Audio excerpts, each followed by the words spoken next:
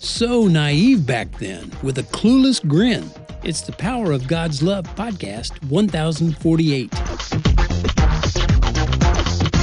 Hey there, Tony here, and yeah, brother, was I so naive back then.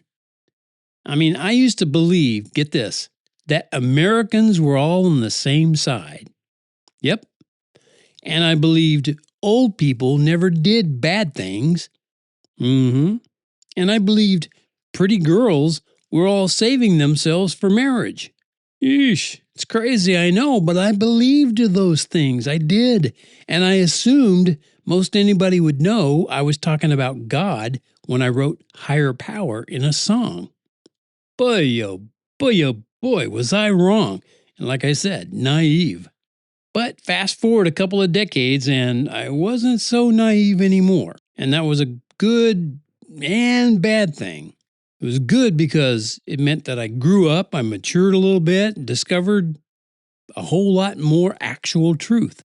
But it was bad because my world wasn't rosy anymore. I had to take off those rose-colored glasses. And it would never be that rosy again. Nope, it never has been. But that's as it should be, wouldn't you agree?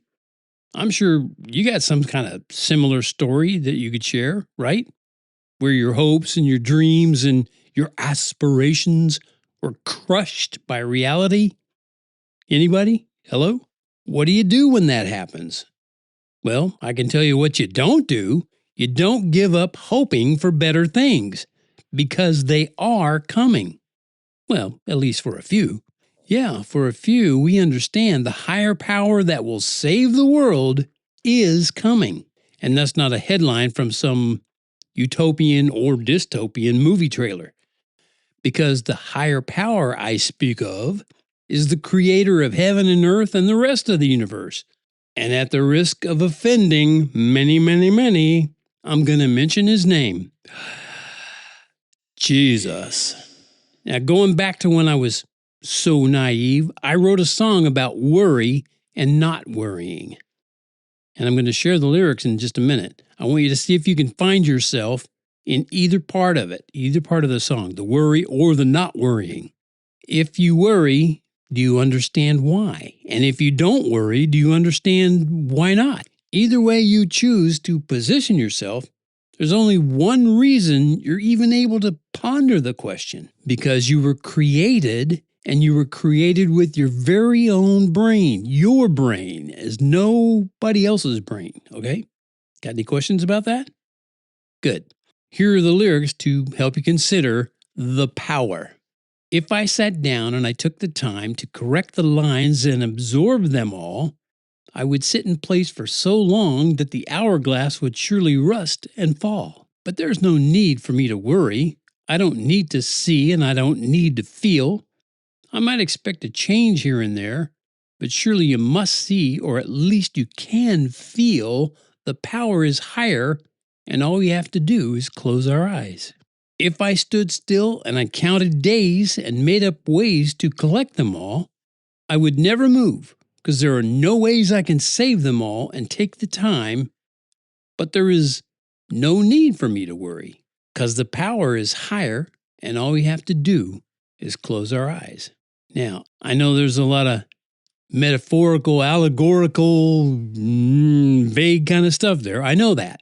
But see where you find yourself in those words.